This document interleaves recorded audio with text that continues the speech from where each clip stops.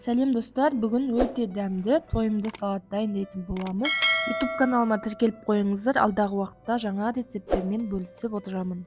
Консервідегі жүгеріні осылай суын сорғытырып қойып қоямыз. Енді балғын қиязды осылай ұзынша етіп тураймыз. Достар, менің каналымда плейлист бөліміне өтсеңіздер 70-тен аса 80-ге жуық салаттардың рецебі бар. Басқа да сан түрлі рецепттер бар. Плейлист бөліміне кіріп көрсеңіздер болады. Суға піскен жұмыртқа мен тауық етін осылай тураймыз.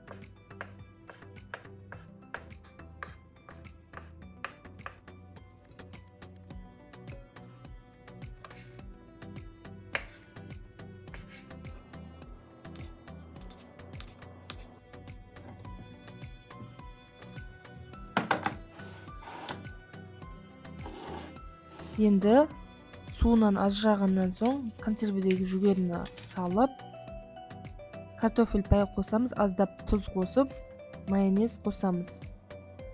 Майонездің орнына қолдың қаймағын қоссаңыздар болады. Қолдың қаймағына аздап бұрыш, кішкене ұсақтатылған сарымсақ қоссаңыздар өте дәмді болады. Өз қалауларыңыз бойынша қосасыздар. Мінекей, біздің салатымыз дайын. Бәріңізге жасауға кеңес беремін. Достарыңызбен бөлісіп қойыңыздар видеоны. Келесі жаңа видеода кездескенше астарыңыз дәмді болсын.